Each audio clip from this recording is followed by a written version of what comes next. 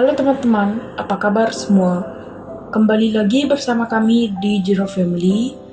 Kali ini kami akan mengulas film The Perfect Storm. The Perfect Storm adalah film yang diangkat berdasarkan kisah nyata serta diadaptasi dari buku non-fiksi karya Sebastian Junger dengan judul yang sama. Film ini dirilis pada tahun 2000 yang disutradarai oleh Wolfgang Petersen dan dibintangi oleh sederetan aktor dan aktris ternama George Clooney, Mark Wahlberg, Diane Lane, John C. Reilly, dan masih banyak lagi. Film ini bercerita tentang nelayan yang mempertaruhkan nyawa mereka di setiap berlayar untuk mencari ikan. Tanpa berlama-lama, yuk kita langsung ke cerita film.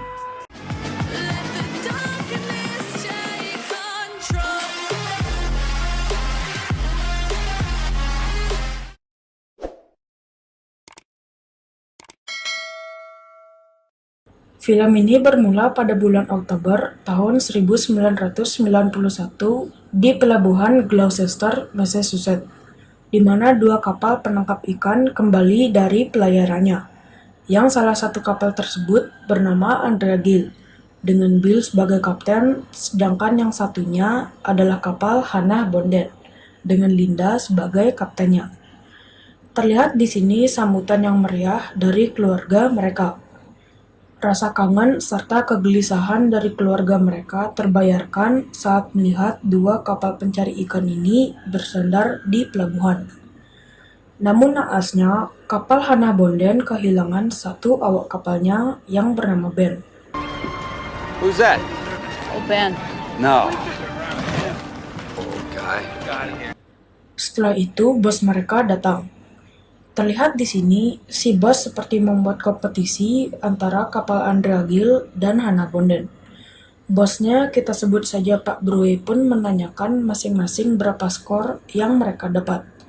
Dia menanyakan ke Linda. My kind of numbers. Sedangkan Bill, How'd you hit it, Billy? Didn't hit it very hard, did you? You know, we all have our slumps, but aren't you overdue to break out of yours? karena tangkapan ikan dari kapal Andrea Gill sangat sedikit, yang membuat para awak kapal beserta kaptennya hanya mendapat sedikit uang. Mereka terdiri dari Bill sebagai kapten, dan awak kapalnya adalah Murphy, Bug, Sally, Doggy, Pierre, dan Bob. Hanya Bob yang masih pemula. Setelah pembagian gaji tersebut, salah satu awak kapalnya yang bernama Doggy berhenti dan akan bergabung dengan kapten lain, yang membuat Bill merasa diremehkan dan kesal. Heck, you shouldn't get it. Setelah Bill mendapat bayaran, Pak Brue menyuruh Bill untuk mengikuti Linda, supaya dia juga bisa mendapatkan banyak ikan. Karena Pak Brue sangat membanggakan Linda. Di samping itu, memang Linda kapten yang hebat dan mengetahui di mana titik poin tempat ikan-ikan berkumpul. Lalu Pak Brue mengancam, "Jika prestasimu terus seperti ini, aku akan mencari orang lain untuk menggantikan posisimu." Dengan sedikit kesal, Bill mengatakan, "Aku akan membawakan ikan yang banyak melebihi impianmu ketika aku memancing di Grand Bank, sehingga mereka tak akan hebat lagi di matamu." Mendengar perkataan Bill, si Pak Brue melarangnya untuk berlayar lagi. Namun Bill tetap pada pendiriannya. Not lately. Want to yank my sight, you go ahead. Saat malam tiba, Bill mendatangi bar yang biasa mereka gunakan untuk menghabiskan malam. Mereka pun sangat bahagia dengan pasangan masing-masing. Namun kebahagiaan mereka tak lama karena Bill mengabarkan dia akan berlayar 2 hari lagi. 2 days is right. Just got back in. Mereka semua kaget dengan keputusan sang kapten, yang biasanya mereka akan mendapat liburan paling sedikit 2 minggu. Namun sekarang mereka hanya mendapat liburan 2 hari. Mereka pun dijanjikan akan mendapat tangkapan yang sangat banyak, melebihi tangkapan Linda. Join me. Don't join me. Mendengar itu, pacar Bob yang bernama Chris sangat marah. Karena mereka tidak punya pilihan, karena setelah pelayaran terakhir mereka tidak mempunyai pekerjaan, serta uang yang mereka hasilkan sangat sedikit, akhirnya Bob memutuskan untuk ikut berlayar, walau sempat bertengkar dan dilarang oleh Chris. Sedangkan Murphy sempat enggan meninggalkan anaknya yang sangat rindu dengan ayahnya, karena Murphy dan istrinya sudah bercerai. Berbeda dengan Sally dan Buck yang belum mempunyai kekasih. Sedangkan Pierre yang selalu disupport oleh pacarnya. Singkat cerita, hari pelayaran pun tiba.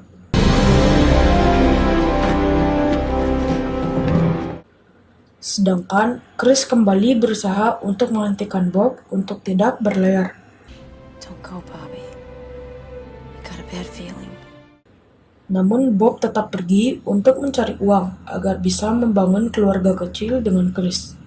Chris pun tak bisa berbuat banyak.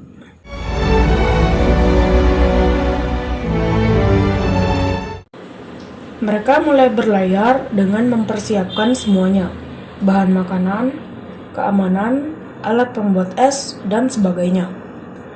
Bob pun dikejutkan dengan surat yang ditulis oleh Chris, yang isinya Chris sedang mempersiapkan kejutan kecil untuk menyambut kedatangan Bob nanti, yaitu Chris telah pindah dan menyewa sebuah rumah di Crow Nest, tempat mereka bisa membangun keluarga kecilnya.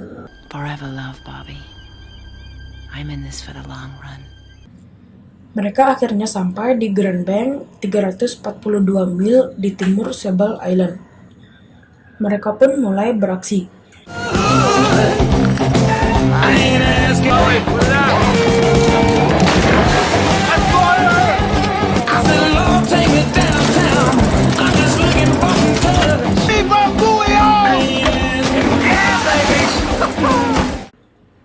Setelah menunggu semalaman, mereka mulai menarik pancingan mereka.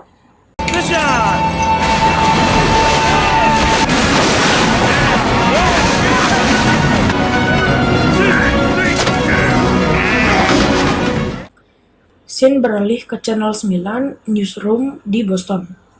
Mereka mendapati bahwa di dekat Bermuda cuaca sangat buruk, This doesn't look good. serta di Sable Island. It's pretty ugly here too. Setelah itu, mereka menyiarkan di semua TV tentang cuaca di Sable Island. This just in, video of Sable Island. Berpindah ke Andrea Gill di Grand Bank, tangkapan mereka sangat sedikit. Mereka pun sudah berhari-hari di sini, sampai akhirnya mereka dikejutkan dengan tangkapan mereka. The big! No, the very big! Beberapa awak pun bersiap untuk menarik ikan tersebut, yang ternyata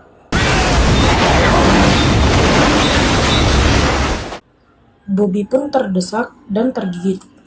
Sedangkan Bill sudah mengambil senapan lalu menembak ikan hiu itu. Di suatu malam, tanpa disengaja, Murphy tercebur ke laut karena pancingan yang mengait di tangannya.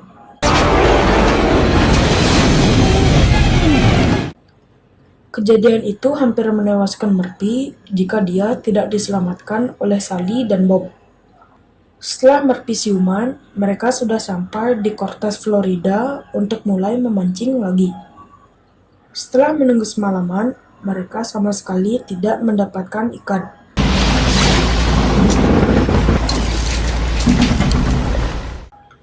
Lalu Bob berteriak bahwa ada gelombang dari samping. Tak lama berselang setelah teriakan Bob,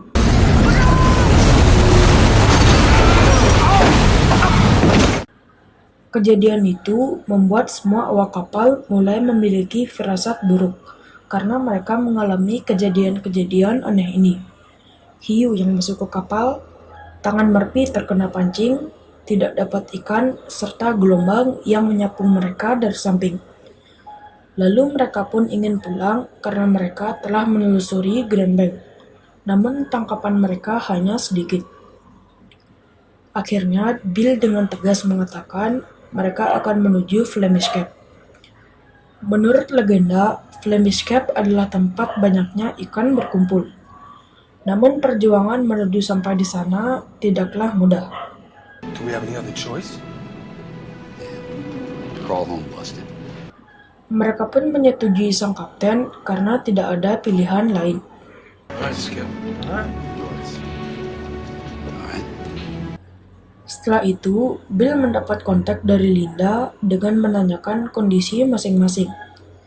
Saat ini, Linda berada di ujung Grand Bank, yaitu 412 mil di barat Sable Island. Dia pun sangat menyayangkan Bill tidak ikut, karena tangkapan Linda lumayan banyak. Doing any good? Yeah, 9 first set, 12, no, make it a baker's dozen second. Alasan Bill untuk tidak ikut karena dia ingin membuktikan kemampuannya sebagai kapten dan tak ingin tergantung dengan kapten lain. Lalu, Linda menanyakan posisi Bill. 46 north, 48 west. You headed for the Flemish Cap? Ternyata, Flemish Cap hampir berada di luar peta. What the hell are you trying to prove? Come on, you've seen the forecast. We got gale force coming out of Bermuda, stuff coming out of Sable Island. Scene beralih ke Crownes, terlihat di sini cuaca sangat buruk. Dan juga siaran di TV menyiarkan cuaca yang akan terus memburuk. The Mid-Atlantic, moving rapidly northeast, 30-foot waves. Akhirnya, Andrea Gill berada di perairan Flemish Cap, yang konon katanya memang di sini banyak ikan. Namun cuacanya juga sangat buruk. Topan, badai, dan gelombang tinggi.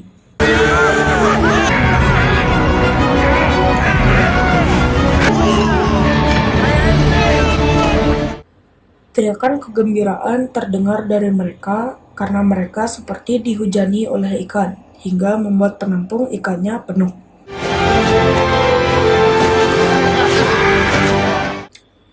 Namun kegembiraan mereka tak berlangsung lama, dikarenakan alat mesin pembuat esnya mati. Bill mengatakan bahwa mereka akan pulang untuk memasarkan ikan yang masih bagus. Rugi juga jika mereka terus menangkap ikan karena tidak akan bisa dibekukan, alias ikan mereka akan busuk. Going home. Lalu, Bill mendapat fax tentang badai Bermuda dan Sable Island. Bill pun kembali memberitahu semua awaknya. Sangat berbahaya jika mereka kembali sekarang, karena mereka harus menerobos badai, angin topan yang kencang, serta ombak yang mencapai 40 hingga 50 kaki. Jadi Bill menyarankan, So either we hang out here for a few days until it calms down. Cap, or we got 60,000 pounds of fish here. karena mereka sangat menginginkan uang, mereka pun lebih memilih untuk melewati badai itu dan kembali ke Massachusetts. Beralih ke Channel 9 Newsroom di Boston. Terlihat cuaca yang akan semakin buruk. Karena saking buruknya, pengamat cuaca mengatakan would be a disaster of epic proportions. It would be the perfect storm. sementara Andrea Gill yang masih tenang dan dibutakan oleh uang tidak tahu badai apa yang akan mereka hadapi. Perlawanan mereka kepada gelombang dimulai. Namun badai itu menyebabkan antenanya patah. Oh my God. It's happening.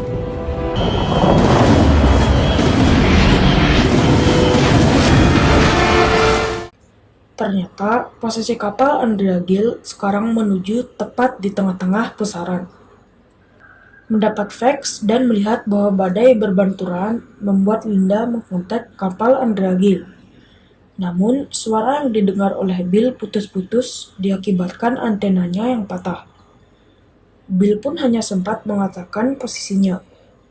Mengetahui posisi Bill, Linda berulang kali memperingati Bill untuk putar balik. Namun, tidak ada respon dari Bill. Billy, can you hear me? You're headed right for the middle of the monster!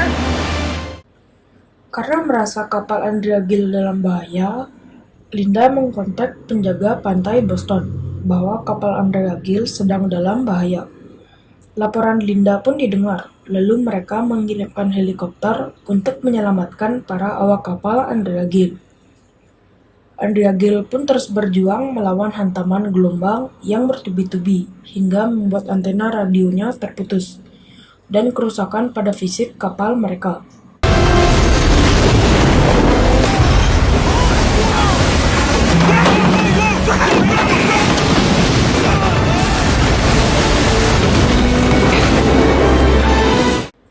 Mereka pun tak menyerah dan terus berjuang melawan alam.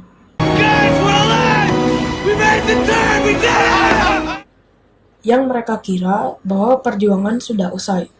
Tapi ternyata mereka harus berhadapan dengan gelombang setinggi 50 kaki.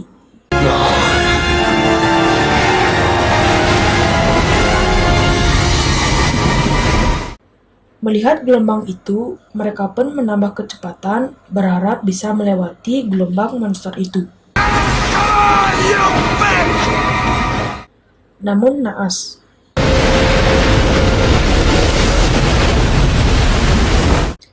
Mereka tak sanggup melewati gelombang monster itu. Marty, Buck, Pierre, dan Sally terjebak di dalam kapal dan tak bisa keluar.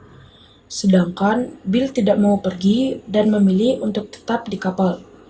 Hanya Bob yang berenang naik ke permukaan, yang ternyata gelombang pasang mengelilinginya.